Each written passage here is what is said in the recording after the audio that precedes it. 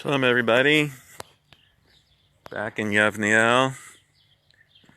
My sister is on her way to the airport tonight from Jerusalem, and things have changed pretty much since yesterday in Israel. Another 90 cases have been discovered or verified of coronavirus, so that brings us up to 430, and it's a big jump from yesterday, but the reason why it's a big jump partially is because there's been more testing being done. But the country's become pretty compliant. There's a beautiful view of the valley. Look how green it is. Basically, people have all decided to self-quarantine and stay at home. Spoke to one of my sons in Ramat Beit Shemesh, and he is keeping the kids home, and whereas before they were having the kids play dates with other kids in the building, that has stopped. Same thing with another one of my sons. So all the grandchildren in Israel are all at home, and that's kind of sad that they can't play or meet with friends.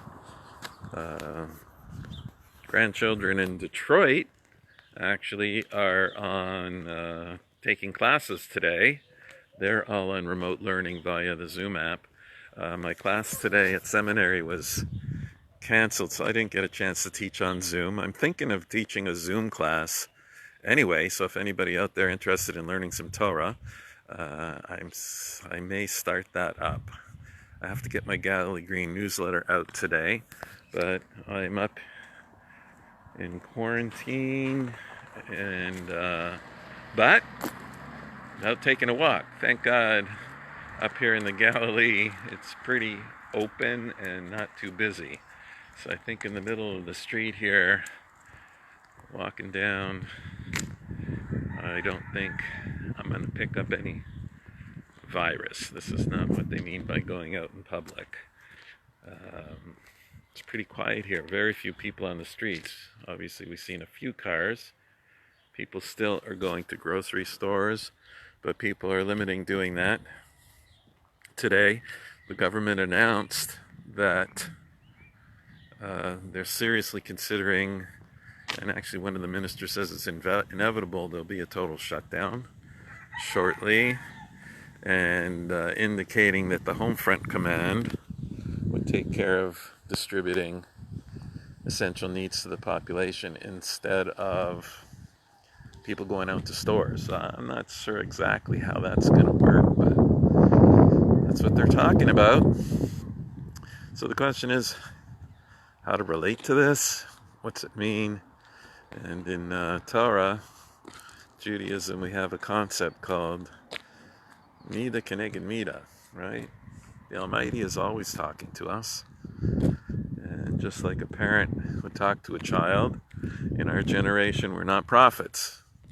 So we don't hear directly, but he talks to us through the events of the world.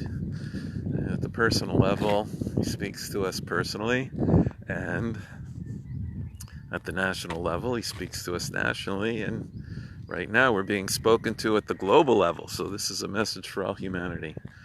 And just like a parent trying to communicate to a child who can't speak, can't hear,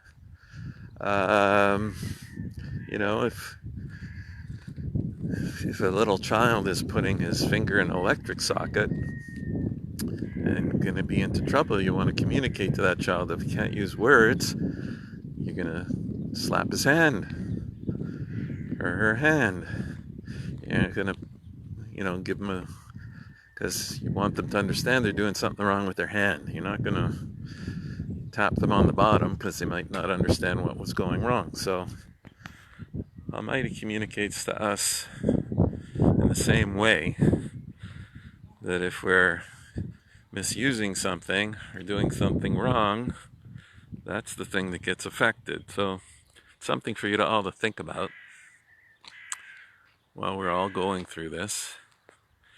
And one of the things we're being done is we're being isolated from our fellow human beings.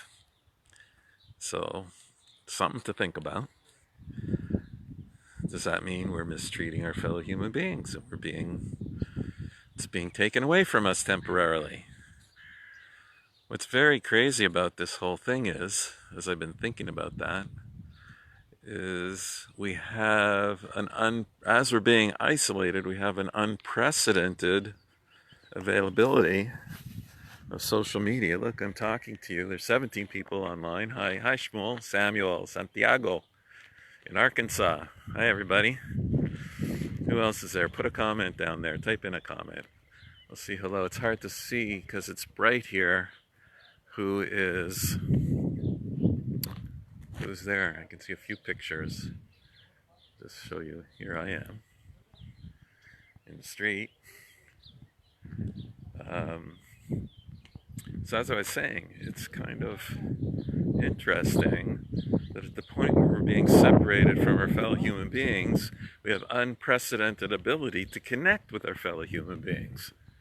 That's really strange. Okay, Arya. Hi, Arya. Hi, Jeffrey. Jeffrey Brock just sent a beautiful picture of his Galilee green olive oil. I'm going to be sending it out in the newsletter when I make it. Hi, Marietta from Oklahoma. Hi, Lori. Nice to see you there. Samuel. All right, you're making me feel not so alone here. Right, it's amazing. My son just called me. And, somebody posted on their Facebook, I'm worried about the elderly. And then there's that moment when you realize, oh, you're the elderly. And I know a lot of you out there are fellow baby boomers and even older. But, so they say, call the old person who's all alone, right? So my son called me up. That was really nice. But it's nice to be able to talk to all of you all around the world. Indiana. Hi, Millie. So as I was saying, something I'm trying to get my head around is, on one hand,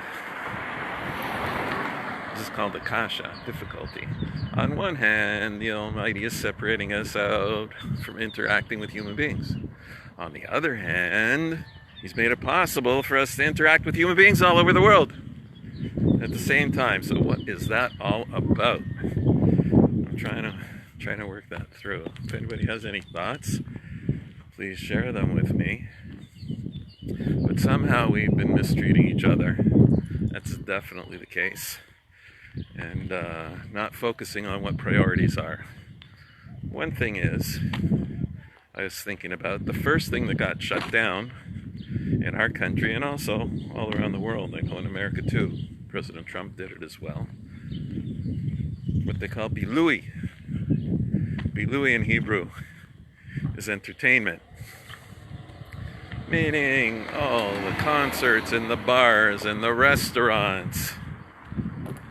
All the public places where we go that are non-essential. And the only thing that's left open is essential services. And I think that's a message that's screaming at us from the Almighty. We live in such an affluent world. I think about my grandparents, my great-grandparents. One of my grandfathers was born in the 1800s.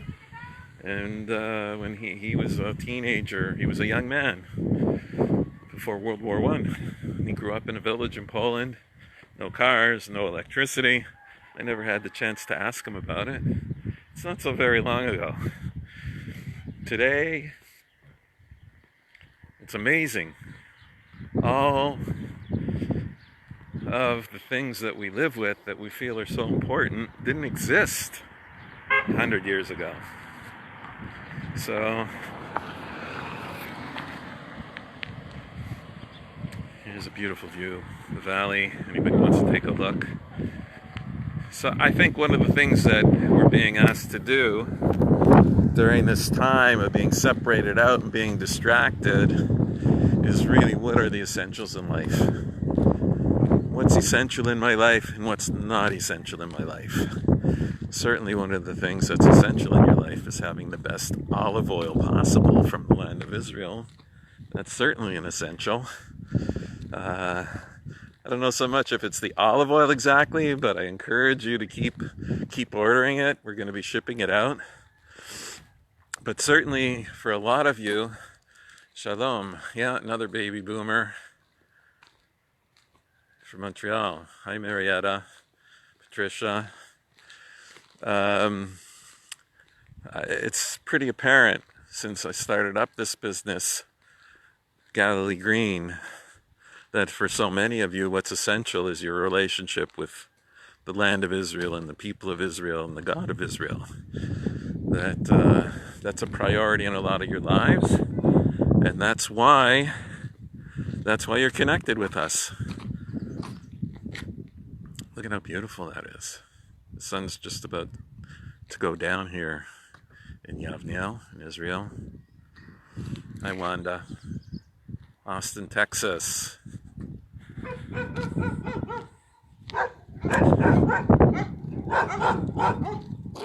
Oh, shake it, shake it, shake it, shake it, shake it. Go home, go home. What, you're bored? I think these guys are bored. Not too many people walking around today. Okay, I'm just gonna ignore them. A lot of farms here. So there's a lot of dogs that they let run wild here for some reason. Oh, look at these beautiful birds.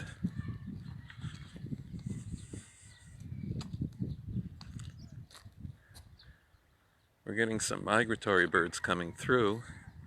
We're on the Afro-Syrian Rift Valley, which is the migratory path of the birds from Europe. So they're all coming back from the south, from Africa, up through our valley here, the Yavneel Valley and the Jordan Valley. When you get up to the lake, the Kinneret here, it's part of their feeding path. And they travel 6,000 miles, 12,000, what is that? 10,000 kilometers a year. In fact, the storks from Belgium migrate about 10,000 kilometers, 6,000 miles, and they fly back to the very same nest in Belgium, which is crazy how they do that without a GPS.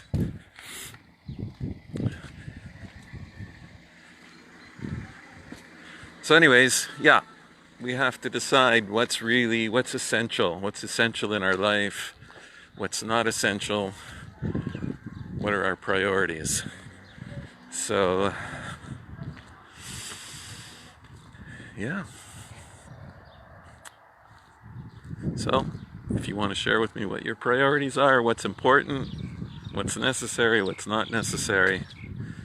But certainly, we were created, the Almighty created the world as an act of giving, to bestow of His good to something other than Himself. That's what one of my teachers, the Ramchal, in the 17th century said. And if we want to be God-like, then we're here to bestow of our own spiritual good to something other than ourselves, to people, other people. And that's really what it's all about. So when we can't be together physically, what we're reduced to, and that's what's going on here right now between me and you guys out there, we have to realize that true giving is sharing spiritually. Share what we have spiritually with others. Sometimes we get distracted by getting involved in the physical things and thinking that going out for a meal or having a beer together, that's what it's all about. And talking about how fabulous the restaurant was. And that's not what it's all about. It's all about the meaningful conversations, the meaningful giving, the meaningful sharing that we can do spiritually. Share our relationship with the Almighty, with others. Help them appreciate all the blessings that we have. Look at this. Look at this valley. Here, this is the olive grove here. Hi, Elkie. Hi, Lisa. Kelly. Here's a beautiful olive grove here. The trees are starting to blossom. The mustard weed is out. You can actually make salad from all of that yellow. And the fruit trees are blossoming. The shkilia, the almonds, have already blossomed. And I saw the other fruit trees. The orange trees are starting to blossom, even though there's still oranges on the tree. And pretty soon, on Rosh Chodesh Adar, which is coming up, the first of the month of Nisan.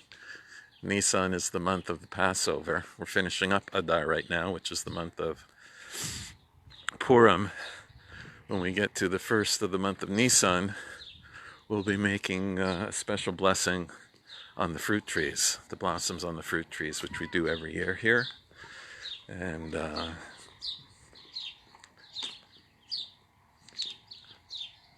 this is up on that hill in the distance. This is also still part of Yavneel. That's called Smedar, the neighborhood of Smedar. Used to be a moshava on its own settlement, but there were 4 different moshavot, little villages that were amalgamated and turned into one. It's called Yavneel. So that's the extreme limit on that hill over there. I'll zoom in.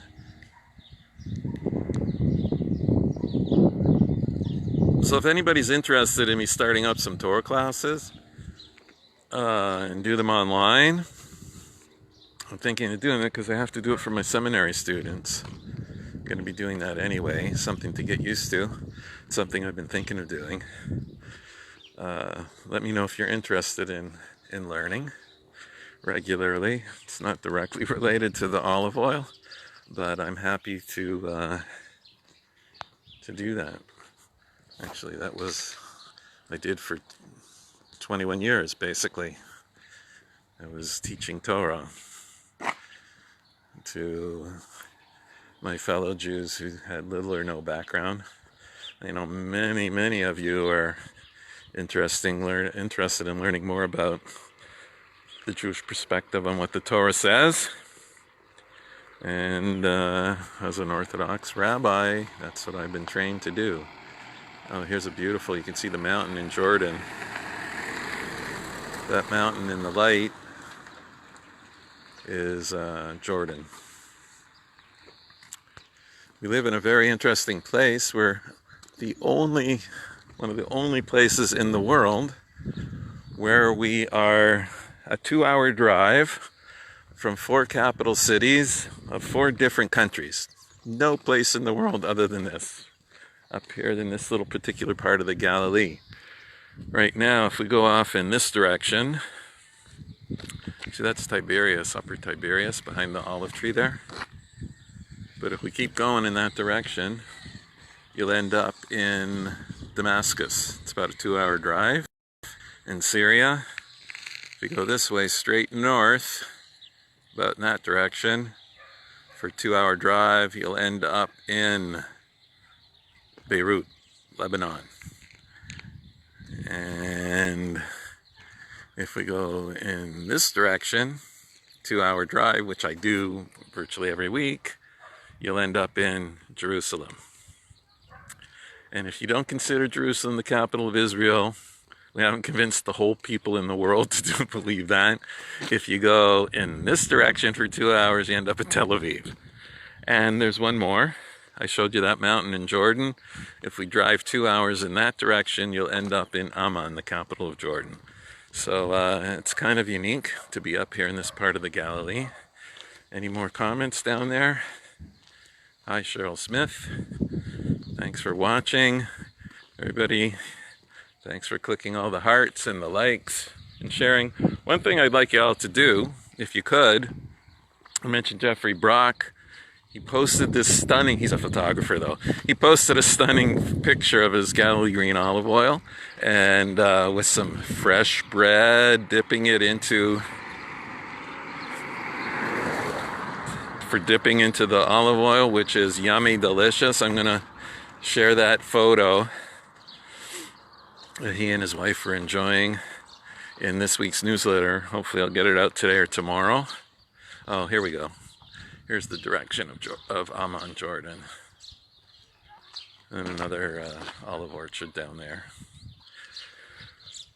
And I had a few other people. So while you're at home, if you're in isolation, wherever you are around the world, uh, do me a favor.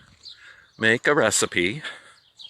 Or if you don't want to make a recipe, because you're staying home, cooking keeps you busy, pick a recipe off our website. Go to GalileeGreen.com and you can click on the recipe section. Lots of options there. Or if you got some ingredients you don't know what to make with, there's a search bar on the web page up in the right hand corner and key in the ingredients. So if you got eggplant, key in eggplant. If you have some onions, key in onions. See what you come up with and make something with your Galilee green olive oil. And or if you just want to dip it in some bread, that's great too. And post a picture and tag us and let us know. Here you go. This is one of my neighbors here. Here's what I was talking about, the orange tree.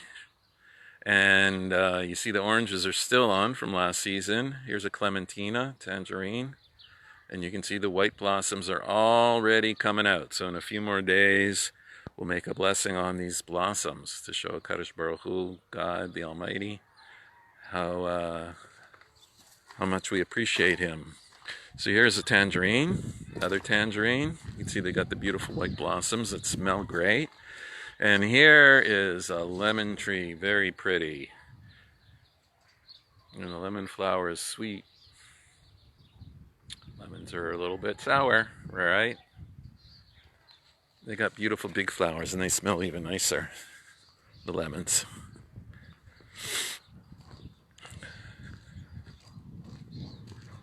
So beautiful and refreshing to see and listen to me. Thank you, Leanne. That's very nice of you. Hi, Kelly. Oh, Kelly, you want to order? Kelly Bolton Adler. That is so amazing and wonderful of you. Just go to GalileeGreen.com and click on the tab that says Buy Olive Oil. Thank you.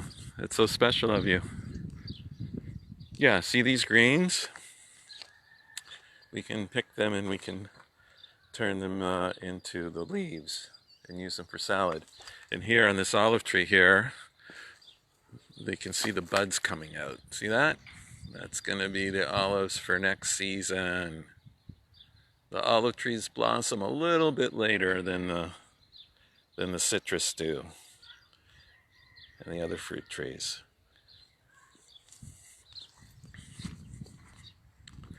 There's another tree. No blossoms yet. Another few weeks. Hear the birds?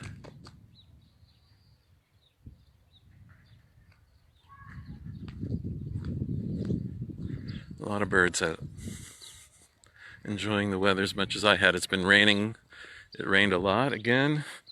And the Kinneret is about half a meter to go.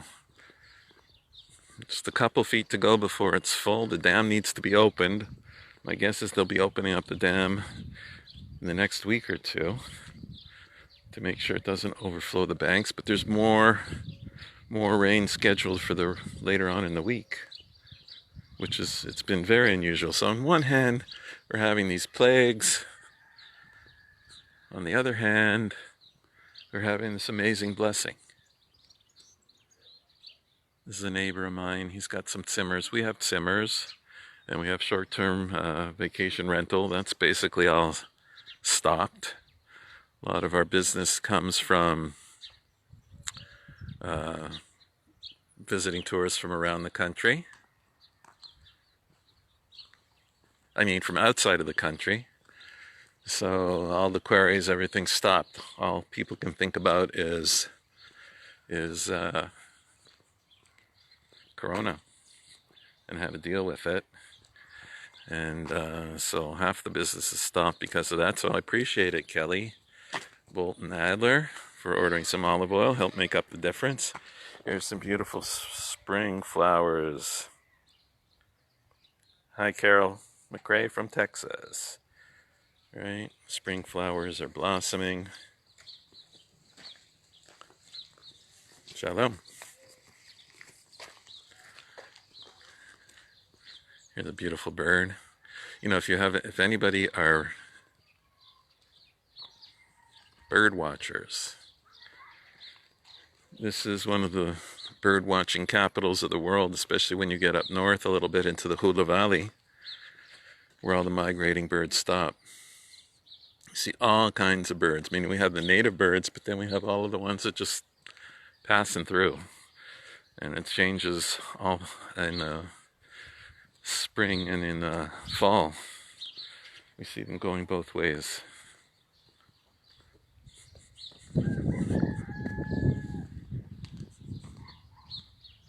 We have a few people in our town, in our village, living off the grid, up in the mountains.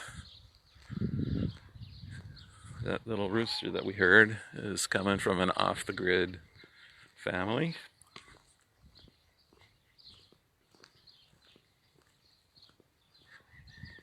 But it is definitely quiet. Everybody's indoors. Thanks, Sarah. Yeah, see, there's a guy living off the grid up there. I can see his chicken. I can see the rooster. I don't know if you can see, it's probably too small in the video.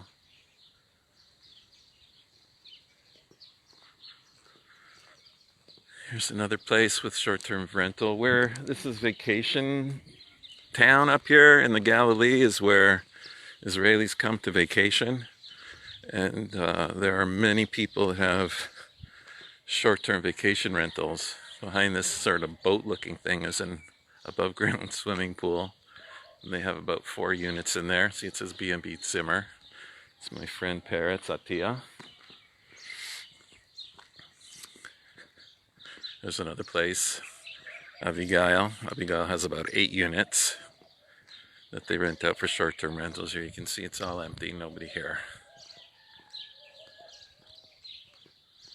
Everybody is staying close to home. Oh, you can see up there on the mountain, there's either sheep or cows grazing up there. Let's see what that is. Can anybody tell? What do you think those guys are up there? Sheep or cows? They look like cows. Oh, hi, Lori. No, we don't live on an olive farm. We actually work with Kibbutz Daganya. Kibbutz Daganya was the first kibbutz in Israel. Actually, Moshe Dayan was born there. And it's just in this direction. Just an 8-minute drive from here. And we made it an agreement with Kibbutz Daganya, and they package our olive oil for us from their trees in the Jordan Valley, well, up here in the Galilee, and we work with them. It's just too much for us to handle up here. So we lived the first year. Oh, you can actually see the olive trees. Anybody see that synagogue there? See the synagogue? There we go. That's our synagogue. Sadly, it's closed. And you can see olive trees just in front of it. So those were the original olive trees that we picked from and made our first olive oil 5 years ago, maybe 6 years ago. And after having that experience, that's when we decided to share the blessings with the rest of the world and say, you know what? Let's share this with the rest of the world. And we went to Kibbutz Daganya, where they have the olive press there, and that's where we pressed our original olives, those from those olive trees as you can see ahead of you, and they agreed to do it for us. So we've been in business with them since the beginning of Galilee Green.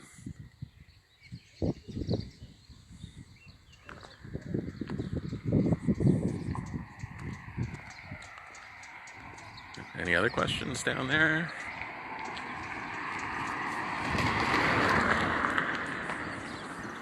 Well, here's 2 kids, look like brothers.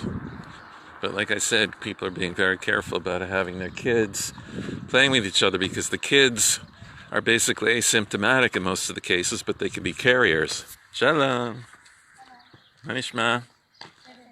אתם אחים? See, they're brothers. So they live with each other. אני אמרתי בקשר לקורונה, אסור לשחק עם ילדים ממשפחות אחרות, כי אפשר הילדים ידביקו אחד לשני. אז אנשים מקפידים שרק הילדים ישחקו ביחד. אתם מזל שיש להם אחים.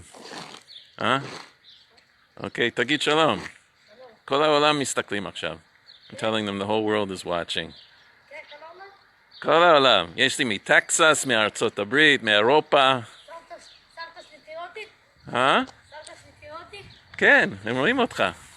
He's so excited, the whole world's watching. אל תתקרב, קורונה. I said, don't get too close because of corona. רואים אותך. מדבר אנגלית קצת? לא. אני אגיד לך. Hello. לא, תגיד שלום. שלום זה אנגלית. Okay, these cute kids.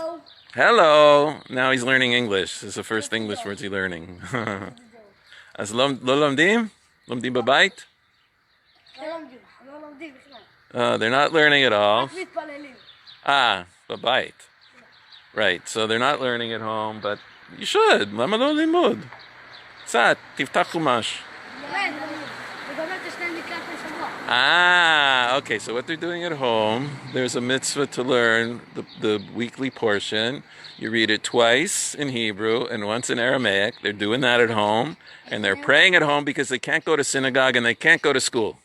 נכון? הבנת אותי? אני אמרתי שלומדים 2 מקרא ואחד בתרגום, ומתפללים בבית. אני גר מול היכל הקודש. בכיוון הבריכה. מה? אפילו בארץ ישראל רואים אותנו? בארץ ישראל יש. They want to know if people in Israel can see them. איזה ערוץ זה? לא, זה פייסבוק לייב. זה מפייסבוק, זה לא ערוץ. They think it's a television station. I said no, it's Facebook Live. So, what's your name? They want to know what you're eating. What do they eat? הם רוצים לדעת מה אתה אוכל. סוכריה. He's eating a lollipop. הולכים לקנות במכולת? כן. לא. אתם או אמא? אבא? אמא ואבא. So they're not allowed to go to the grocery store, the little corner market. Their parents do. That's where he got the candy from. אז משעמם לכם? I asked if it's boring for them, and they said it's very boring. אני הבידור שלכם היום, נכון? I said I'm the entertainment for today. שמואל, רב שמואל. לי קוראים אלי, לי קוראים ישי. Yishai? So one boy's name is Yishai? ולי אלי. L.I. מאיפה זה L.I.? מרבי יהודה בר אלי. Eli. בר אלי. א' למד. א' למד. א' למד עין א' יוד. עין א' יוד. אלי. לא אלי. א'. כן. למד. כן. עין. א' יוד. He's named after a famous rabbi from the Mishnah. אז אתה יודע כל המקורות עם השם הזה?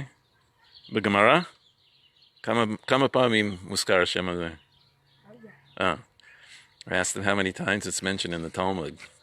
And Yishai, זה דוד בן ישי, אתה אבא של המשיח. So Yishai was King David's brother. I just asked him if he's the father of the Mashiach, and he said, yeah. Bezrat Hashem. Tele Gingy. Ta Cohen? Cohen? Levi? כהן? אתה כהן לוי? לא. יכול להיות שאתה משבט יהודה. אמא שלי לוית. זה לא משנה, זה תלוי באבא. He says his mother is a daughter of a Levite. If he was a Levite, he wouldn't be able to be the father of the Mashiach. But his father's not. So we're from the rest of the tribes. We got called up to the Torah as Yisrael. And we don't know which tribe we're from. So we could be from Shevet Yehuda. There's a good chance. נכון? יש סיכויים טובים שזה שבט יהודה, נכון? קוראים לנו ביהודים, כי זה רוב. יהודה זה יהודים. כן, יהודה זה יהודים. Saying that's where we get the name Jew from. So he says, so technically he could be from Shevet Yehuda. His name's Yishai. Why not? המשפחה שלנו זה עטיה. מה המשפחה שלך? Atias? עטיה. עטיה. מפרץ? לא, עטיה. אוקיי. אז הוא עטיה גם כן. פרץ עטיה. יש פה כמה עטיה. כן, עטיה, זה מרוקאי, נכון? So he said their family is from Tunisia. It's a Tunisian name, Atiya. So that's where they came from. לפני 2000 שנה? מתוניס? מתוניס לא. סבתא שלי מתוניס. כן? סבתא? מתי היא הגיעה? מה? לפני קום המדינה אחרי. לא יודע. כנראה אחרי. גרו פה ביבניה? לא. במעברות? אשקלון. ליד אשקלון. ליד אשקלון. מושב ברכיה. Okay. ברכיה הודיה. Okay. So when they came, his grandparents came, they came from Tunisia, and they were in Ashkelon. But היו הרבה פה ביבניאל, שהיו באשקלון, אז במשך שבוע הגיעו לכאן, עבדו בחקלאות וחזרו לשם. אז אחרי זמן הם אמרו, נו, מה פתאום לנסוע הלוך חזור, אז הגיעו ליבניאל. בגלל זה יש את בית כנסת תוניסאי. Right? I was explaining to him that when they came after the state was established from Tunisia, from North Africa, the Jews came from North Africa after the state was settled. A lot of them were sent down to Ashkelon, where his grandparents were, their grandparents were, and there was no work. לא היה עבודה שמה, באשקלון בהתחלה. בגלל זה הם הביאו לכאן לעבוד עם קרן הקיימת, להשתיל עצים וזה. So I said they used to bring them up during the week to do the labor up here to plant trees, etc. קרן הקיימת, the Jewish National Fund, and they would bust them back at the end of the week for Shabbat. And after a while, it was like instead of going back and forth, they moved up here. So there's a fairly sizable Tunisian Jewish population here in Yavneel with a Tunisian shul. Okay, חבר'ה, אני ממשיך. Shalom. תשמור עליכם. Okay, bye, guy. All right, that was kind of fun. You got to see a couple of kids. Hi, Blythe. Hi, Bobby Roberts. Veronica. Darren Kessler. Yeah, they're cutie kids. Those kids were cute. It's hard to keep them in the house. Here's a few more kids coming on bicycles. But the parents are giving them instructions not to play with the other kids.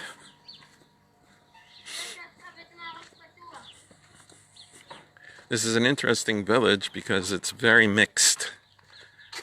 You have about 25% of the kids are part of the Breslov Hasidic community, like these kids are and those other two little boys were, even though they're Tunisian. And then there's our shul, which is a mix of everybody. We have a fair number of Anglos there, maybe 10 families, 12 families.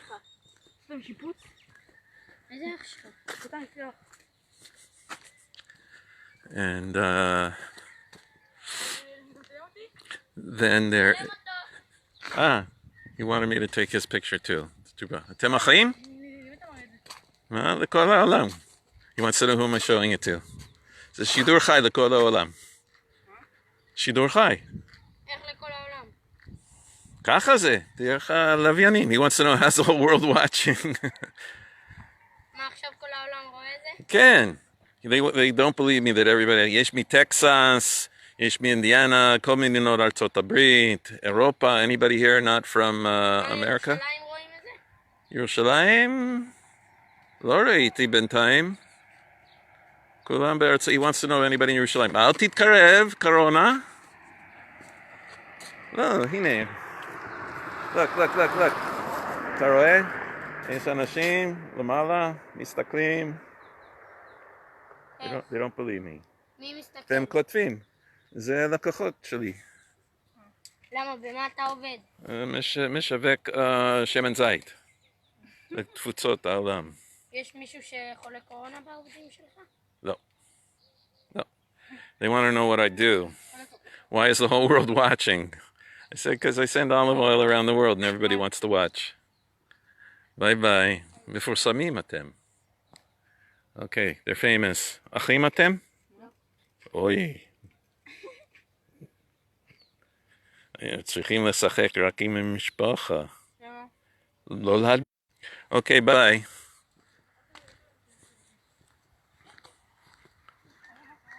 Okay.